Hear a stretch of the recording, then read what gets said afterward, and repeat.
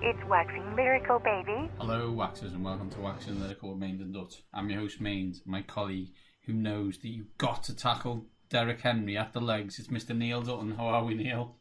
See, a lot of people probably had forgotten that Josh Norman was still in the league. But I'm sure he would have liked to have announced his continuing employment in a more positive manner rather than being thrown out the club by Derrick Henry. Yeah. But yeah, if you're going to try and tackle him high, that's what happens. And, if you do go low, you might get, a knee in the helmet, or you might get kicked. But believe me, those wounds will heal a lot quicker than your ego.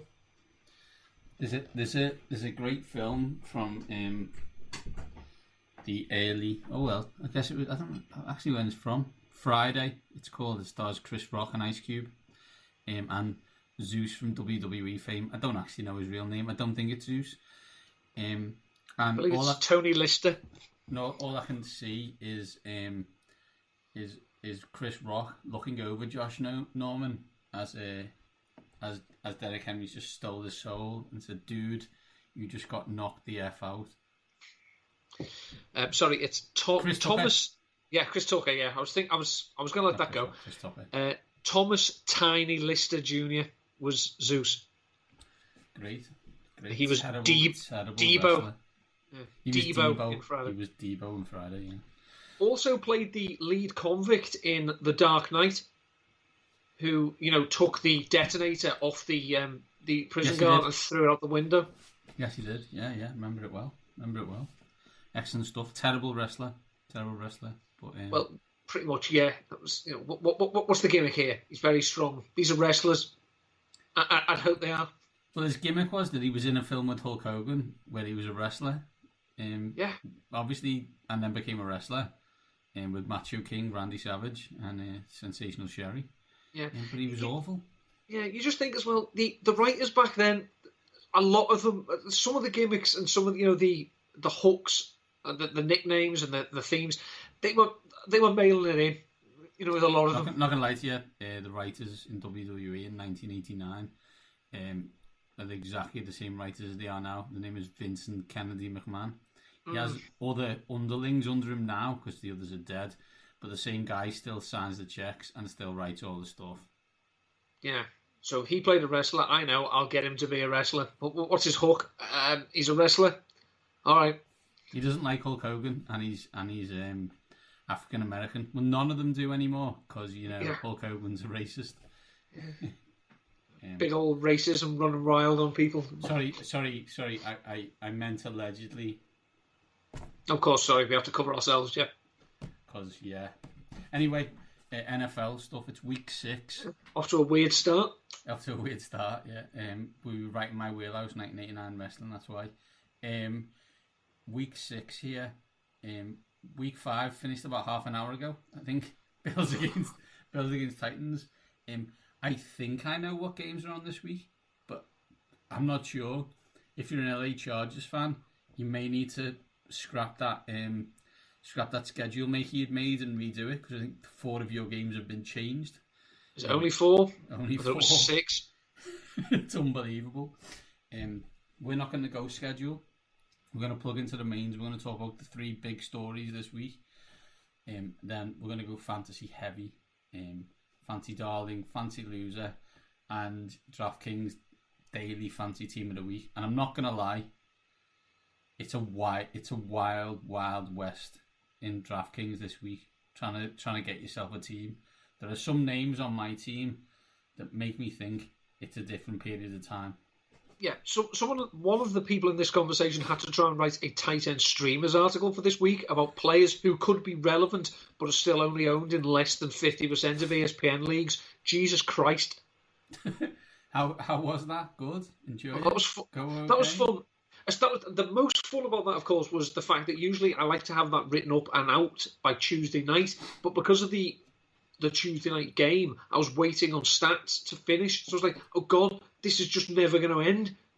And not that this is going to actually affect who I'm saying, but I could put a stat here that's not right. And, the 4 people who read my stuff deserve the correct info. Correct, Neil, correct.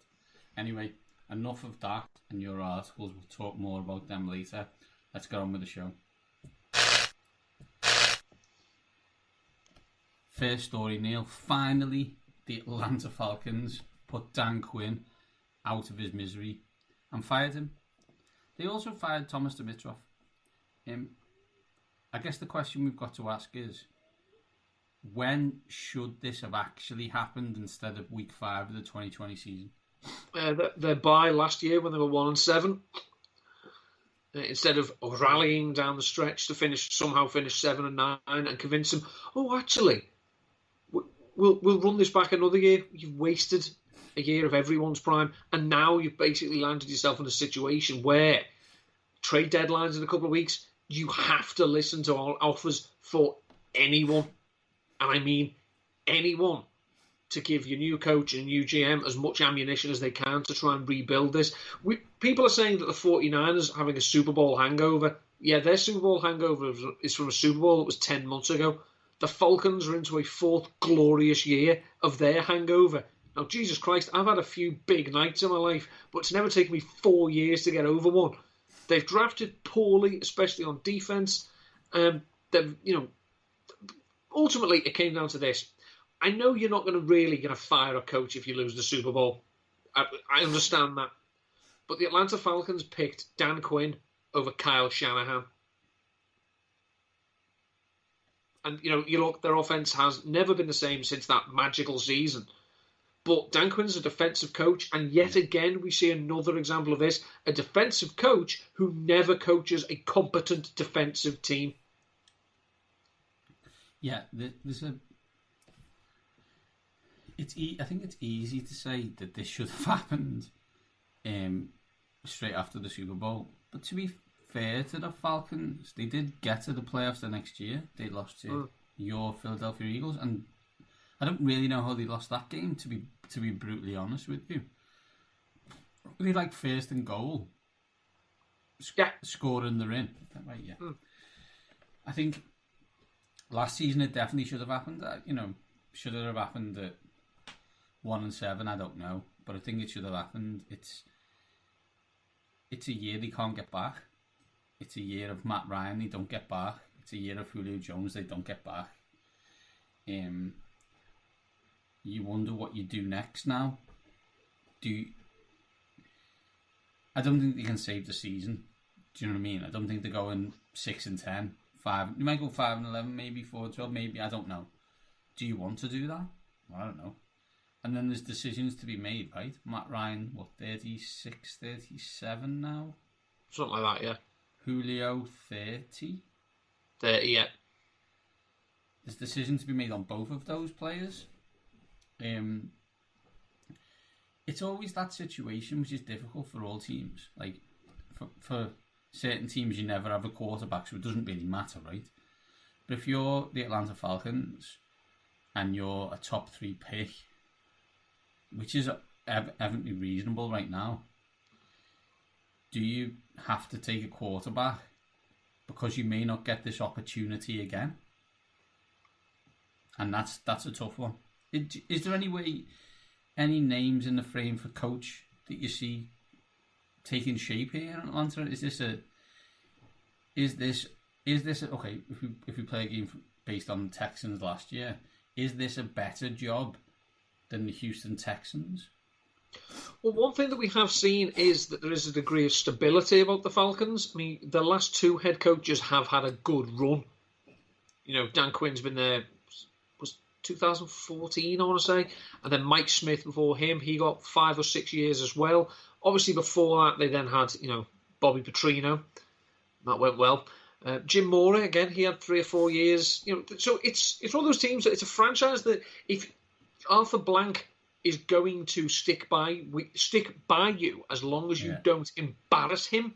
And at the moment, they are embarrassing him.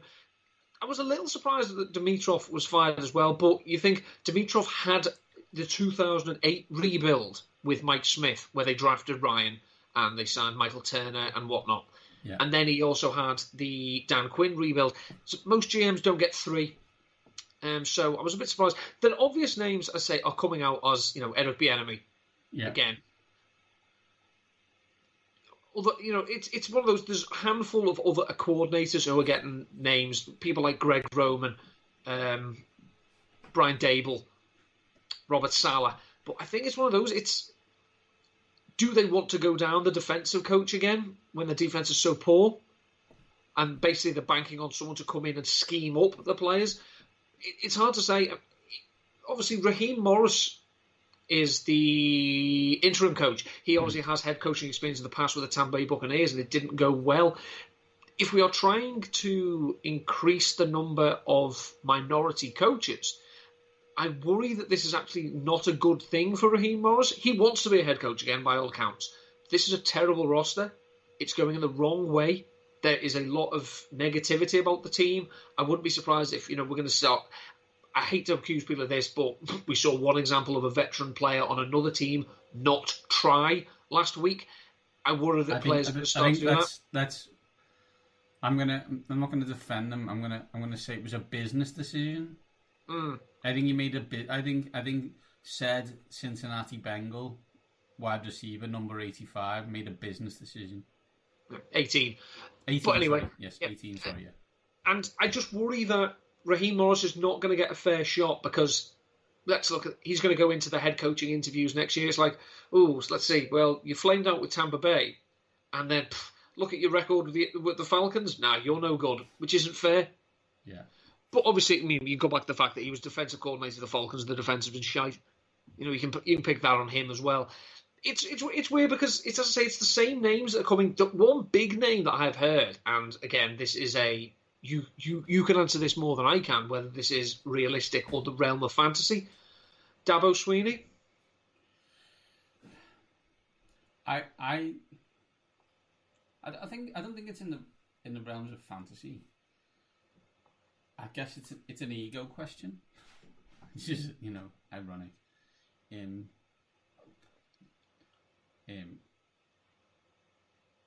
you? This is great audio, by the way. Keep going. Do you challenge yourself? I'm trying to say words without sounding really bad. Do you challenge yourself in that kind of position? I think it's feasible.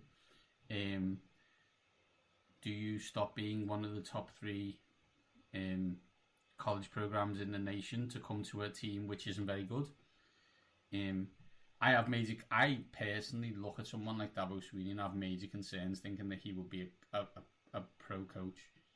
I don't think his skill set necessarily feeds into a pro system. Personally, I look now, and based on how things are going right now, maybe because of Matt Rule, then maybe it's something that could happen, right? But I think Matt Rule has more pro experience than others.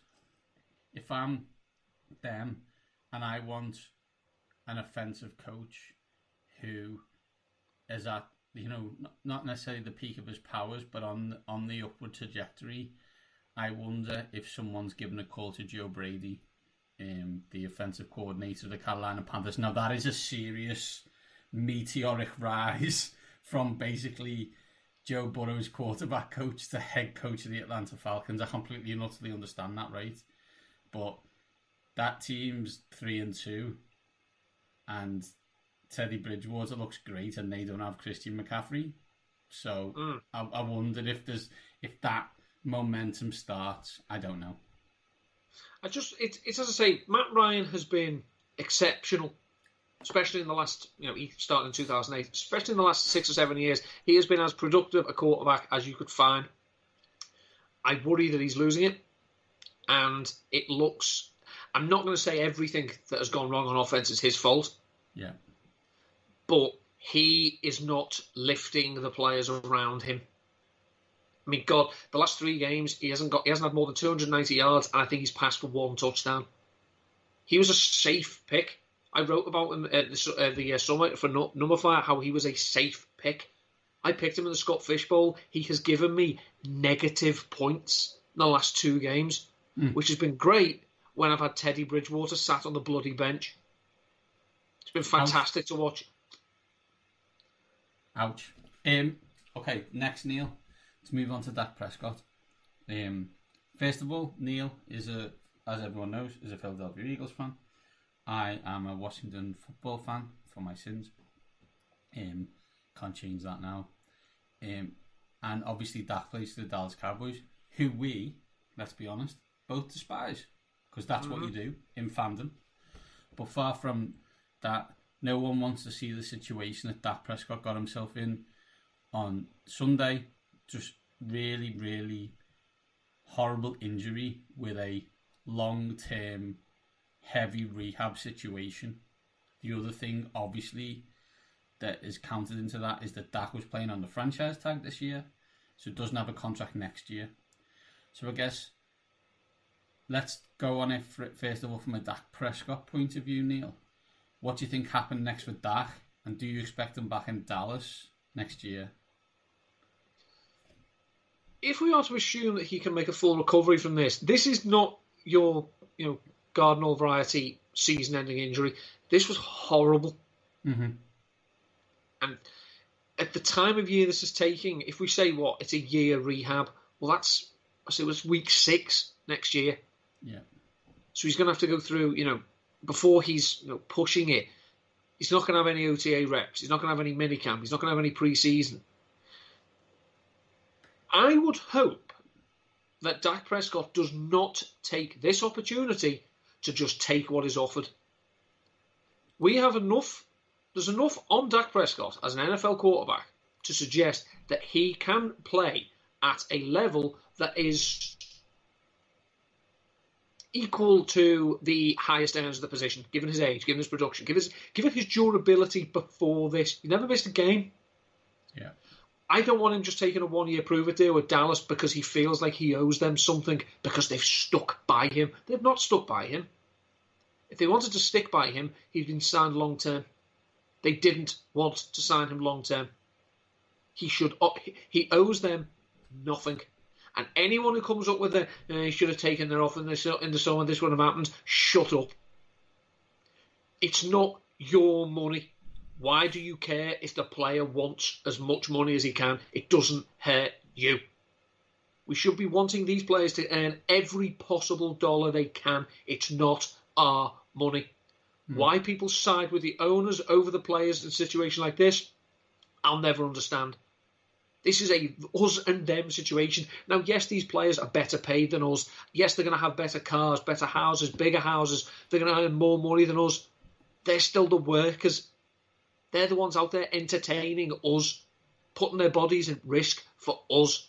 We should side with them, not the people who are going to make more and more money, regardless of who's in the uniform. I don't think you should ever be in a situation where you're on the side of Jerry Jones.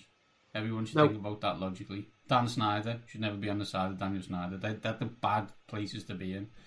I think now, how many teams would take Dak Prescott? How many teams in the NFC East would take Dak Prescott? Do you know what I mean? There's minimum 2, right? Yeah. Straight off the bat. Like Washington and New York are taking him straight away. The Jets are taking him. Multiple other teams are going to take Dak Prescott as their quarterback. So if they don't attempt to pay him, he would get a contract with another team. Yeah. So he's not going to get Patrick Mahomes money, but the idea that a team is not going to say if he's healthy, he's worth $25 million a year. It's laughable. Yeah. In terms of the Cowboys, they get the red rifle, so they have a professional quarterback in their midst.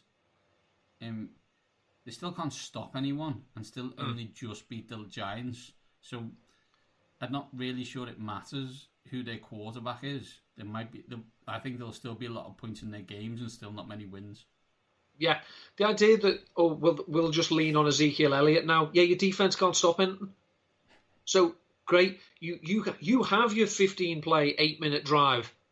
Another team's going to score again in 3 minutes, and you're back on the field, and you're trying to play with no margin. It's bollocks. They're still going to have to pass the ball. This is where, if you had Michael Gallup and had any hopes for his, sorry to bring it on to fancy, if you had hopes for Michael Gallup moving forward, they're dead. Because Dalton's not going to throw him the ball, or if he is, I would wager Dalton will throw more interceptions looking the way of Michael Gallup than he will touchdowns.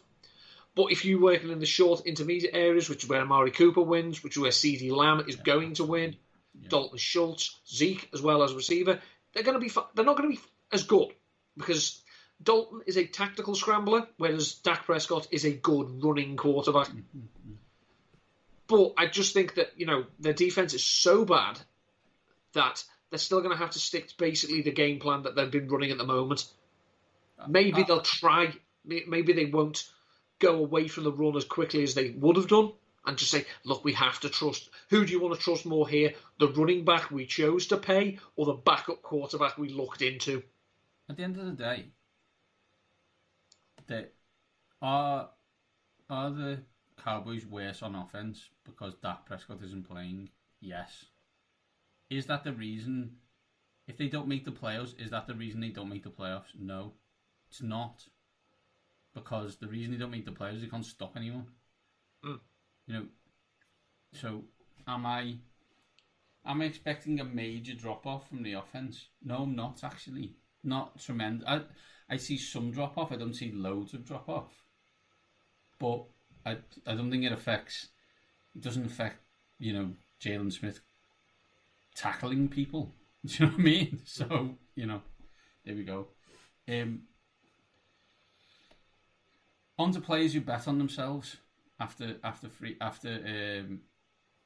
franchise tags and it not quite working out as he would have hoped. Let's move on to Le'Veon Bell, who this week was released by the New York Jets. At the time of recording, it is now 9:45 on the 15th of October. He hasn't signed, although I believe the three main teams in the frame are the Bills, the Dolphins, and the Chiefs, according to a report I read. Or if you look at your NFL schedules, the New York Jets' next three opponents. Weird, you say. So, first of all, let's talk Pittsburgh Steelers. Pittsburgh Steelers are 4-0 for the first time since 1978. For those who aren't aware, they won the Super Bowl that year. The 3 Bs, as they were when they were winning lots of points and awards for that thing, but not many playoff games, only have 1 B left. And he's thrown to such luminaries as Chase Claypool. Bad process. No process, but lots of touchdowns. So, in that world, and in the situation of Lev Bell, the Steelers were right not to pay him, as all teams should be on when it comes to running backs, right? Yeah, we need to retroactively award Mike Tomlin Coach of the Year every year from about 2013 onwards because of how much crap he must have been dealing with that never got out. Imagine them two in your locker room, Lev Bell and Antonio Brown. I'm good. Lev Bell, as you say, betting himself, and he was unfortunate in that he followed the money because the Jets were bidding against themselves. He then landed on a coach who has absolutely no offensive creativity at all, no people skills at all, and it was pretty public in the fact that he didn't want him. Now, if I don't want to be in the same ballpark as Jerry Jones, I certainly don't want to be in the same lobby as Adam Gase, but I too am of the opinion that running backs don't matter and they shouldn't be paid like that way. However, if your job is, well, no, we've got you this fella, this is the best you've got, you're going to have to use him. He didn't. And then to come up and say whether we used him or not is now irrelevant. You're an idiot. How you're still gainfully employed is baffling to me. Bell didn't help himself. He didn't look... I mean, he's never been a burner. He's never had deep, long speed. He's always been, he's patient. He's waiting for his openings and doesn't get very many of them on the Jets offensive line when the hog-mauling Pittsburgh Steelers offensive line were opening them up for him. Obviously didn't help himself by having the flu and then going bowling like he did last year. It's now got to the point where he can actually, the idea of, the Jets must be desperate for him to sign somewhere else so they don't have to pay him. No, unfortunately, he can claim termination pay, which means the Jets pay him and his new team are going to pay him as well. It gets the feeling now that he's not going to go anywhere and walk into bell cow role, but can he walk into somewhere and become a contributor? Certainly, as a pass catcher, he's been one of the best receiving backs around for a number of years. I just don't think he's a workhorse anymore. But we've seen that some running backs can go in and pick up the system and chip in. And, it's a question now, does he want to get paid or does he want to try and win a ring? Or does he just want to rub the Jets' faces in it? I think he wants to do... All three are possible, 2 and 3 are better. If I'm Lev Bell, or Lev Bell's agent, I have 2 names right now on my... When I call teams up. Can you guess what those 2 names are, Neil? Andy Reid? No. The 2 names are Ryan Tannehill. Ah, right, and I see. Robbie Anderson.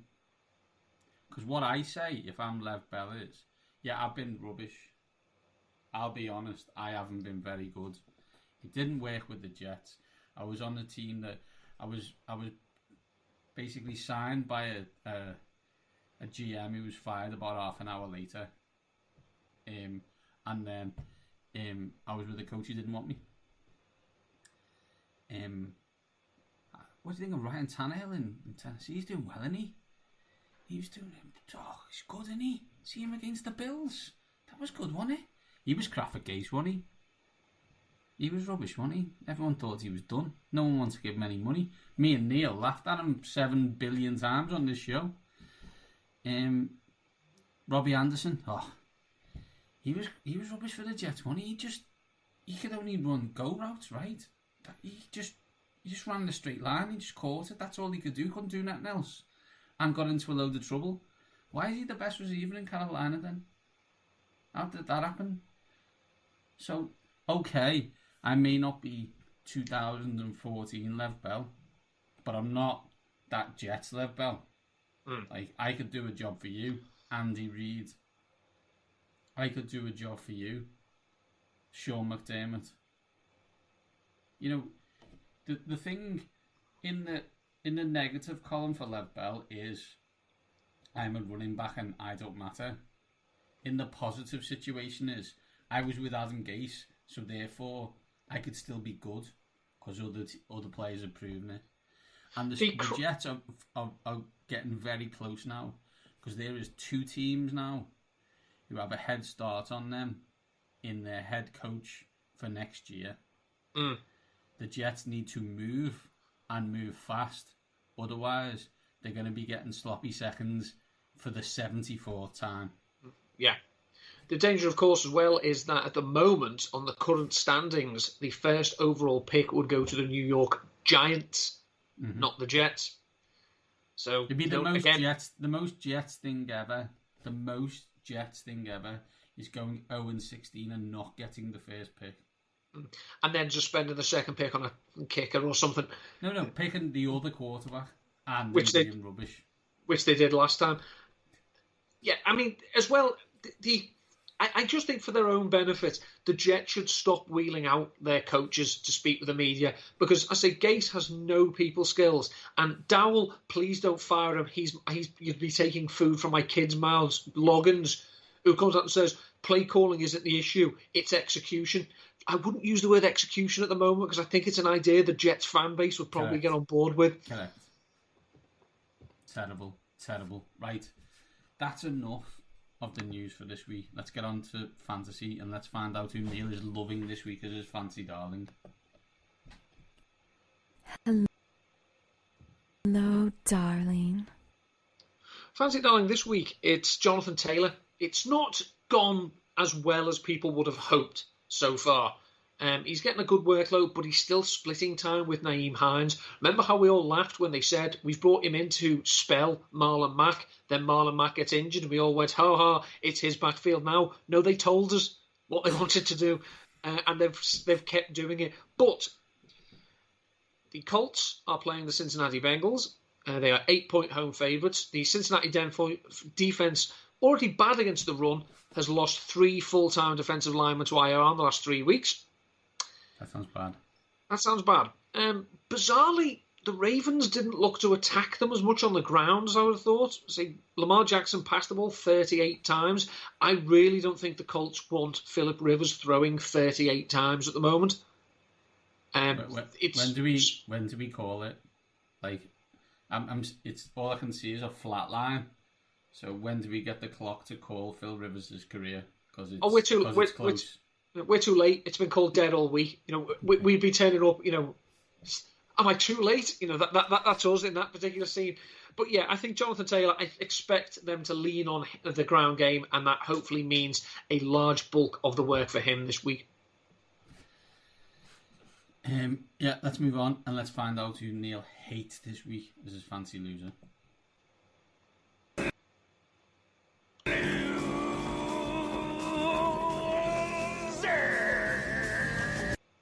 Hate is, of course, a strong word, but I really am not loving Miles Sanders this week. Sanders, if you look on the stat sheet, did very well last week. Did score 2 rushing touchdowns, had 90 yards on the ground. Yeah, he had a 74-yard touchdown run.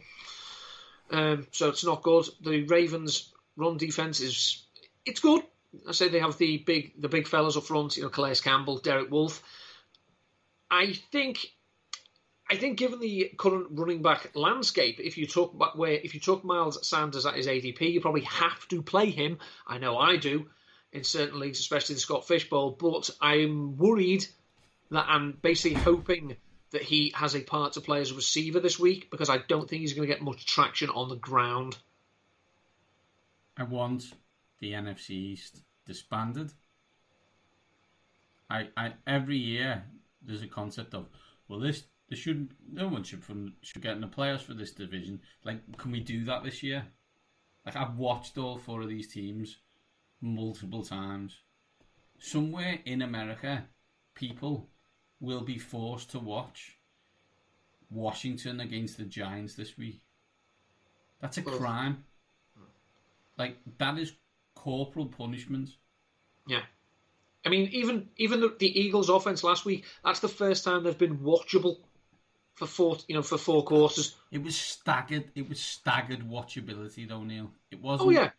Like Washington on Sunday against the Rams, second half, 6 drives, 6 punts, minus 6 yards. The Rams had 16 sacks. Yeah.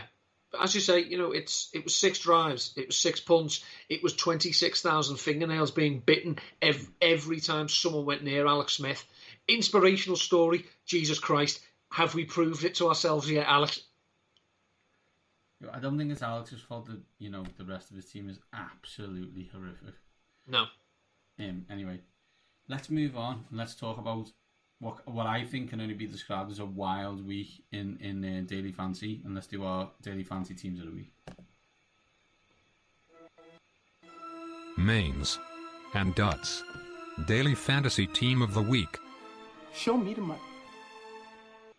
As Neil will tell you, it's all about the process when you do Daily Fantasy Teams of the Week, so you shouldn't pick Chase Claypool and Mark Andrews and Justin Herbert in your team like I did last week, because they were probably just shot in the dark. Anyway, this week we'll be looking for a quarterback, 2 running backs, 3 wide receivers, a tight end, a flex, and a defense. As always, DraftKings. Neil, who's your quarterback? Quarterback, revenge, Ryan Fitzpatrick. Miami Dolphins playing the New York Jets. I know there's a lot of teams. Just like that, trying to work out who the Dolphins were playing this week. Did you see the stat on Ryan Fitzpatrick last week? He's beaten the Jaguars with 6 different teams. That was his 6th victory against the Jags with 6 different teams. That doesn't even make sense. No, that's I love Ryan Fitzpatrick, and I long may he reign. The Jets are terrible. Their defense was awful. The defense is undisciplined. And I think Fitzpatrick is balling at the moment. Now, I know this is usually the moment that he turns into a pumpkin. But I think the Jets are pumpkin-proof. So 5,900, I'm going with Fitzmagic. See what you've done there. I see your Ryan Fitzpatrick. And I raise you the Red Rifle, Andy Dalton. First week involved. And not as bad as everyone thinks he is. And not that the Dallas Cowboys are competent. No one would ever suggest that. But let's be honest. They're a more competent franchise than the Cincinnati Bengals. They're playing Arizona this week. Weird team. And that's a Monday night game. Weird game. Is it 1984 and we think this is an NFC East game? I don't know. But there you go. 5,800, Mr. Andy Dalton. The Dalton primetime narrative I've just gone. Well, let's be honest. The ESPN game is very rarely prime time, so I've gone down that angle. Running back 1, Neil. There is only one answer this week, considering the poorest run defense of the Houston Texans. Derrick Henry, 7,300 with a bullet. In the nightmare that was the fantasy landscape last week with the 74 games that were all caught out. On Sunday when you had to pick the games, there was a positive Titans COVID, so I didn't play Derrick Henry and played. I think I had to play Latavius Murray. I think Latavius Murray got 6 points. Derrick Henry got 20. Of course, I got beat by 10. Gotta love that kind of work. My running back 1 is back to 2015 with a bullet. It's Mr. Todd Gurley, 6,300. Slow, but still running away from people last week. See, I know you had criticised his touchdown run because he was slow, but he still got away from people. He just wasn't as fast as he used to be. Touchdown run. Okay, jog, gentle, brisk walk. He ran like my dad. Yeah, but no one caught him.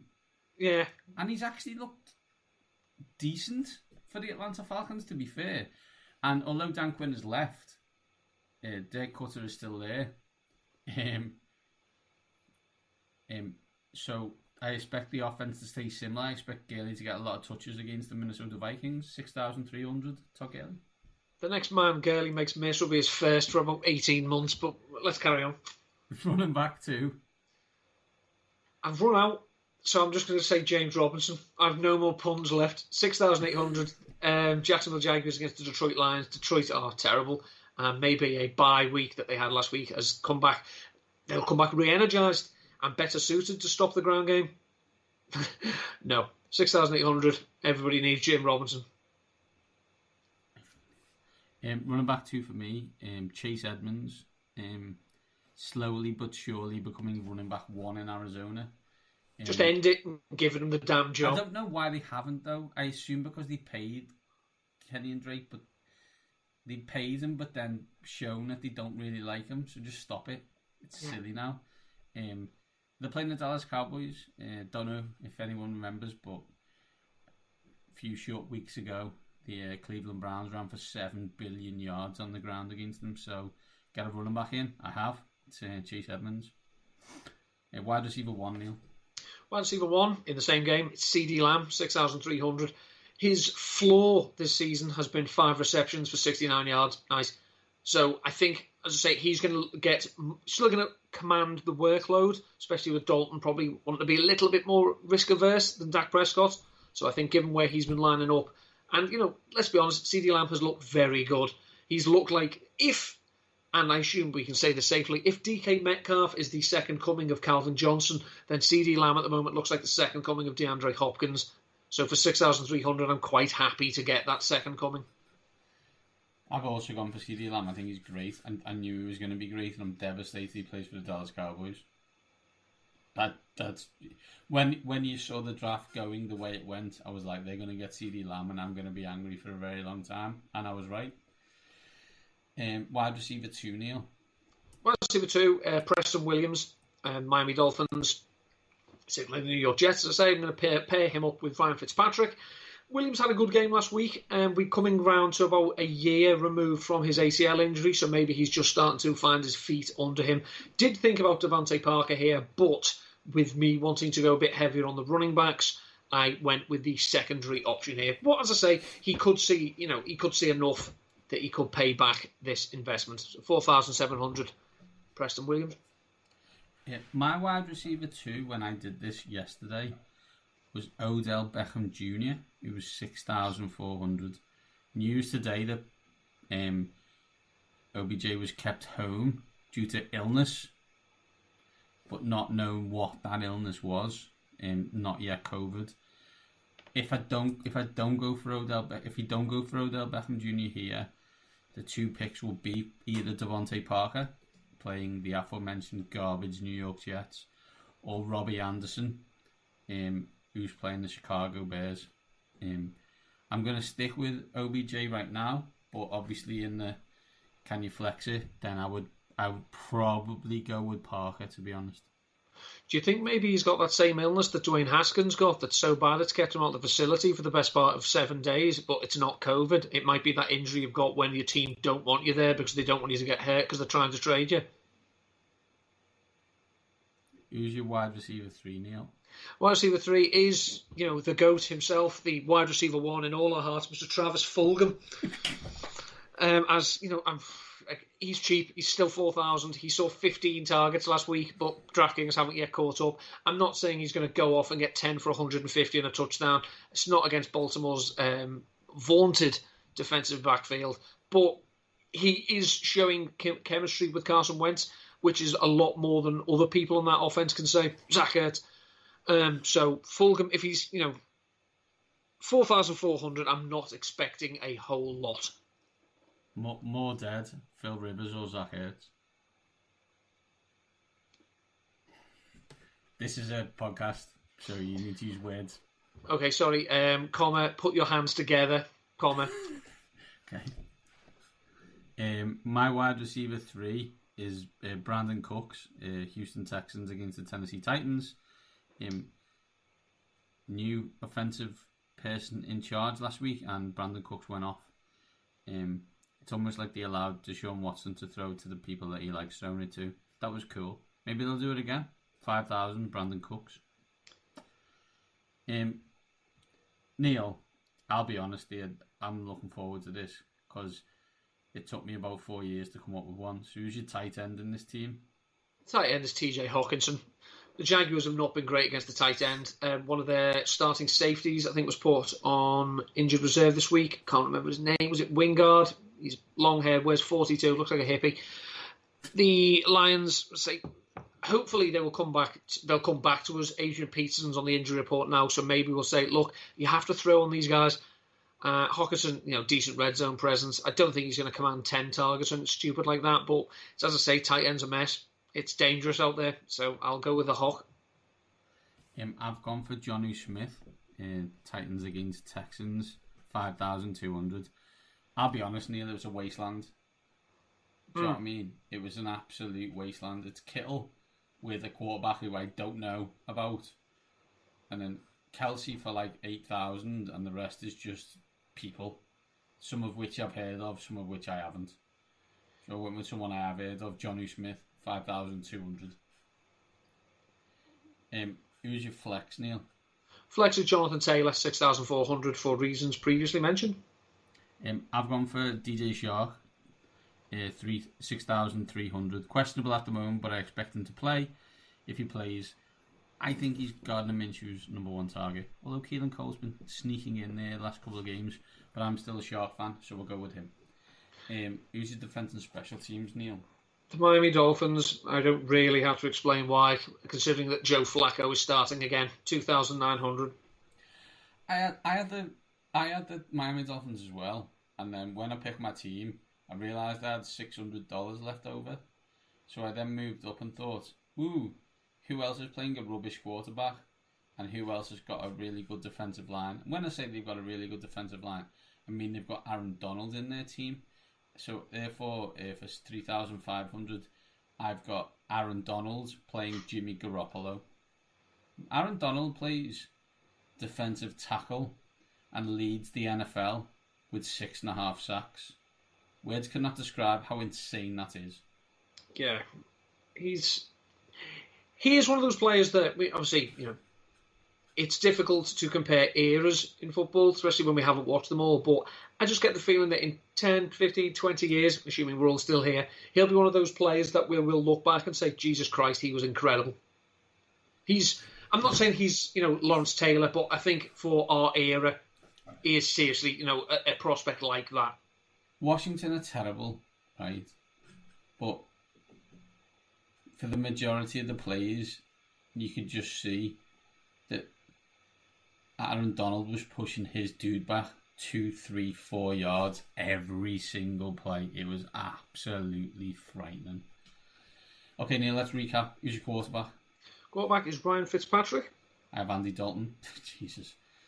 Some quarterbacks then. Running back 1. Derrick Henry. I've got Todd Gurley. Running back 2. Jim Robinson. I've got Chase Edmonds. Wide receiver 1. CD Lamb. I've also got CD Lamb. Wide receiver 2. Preston Williams. I've got OBJ.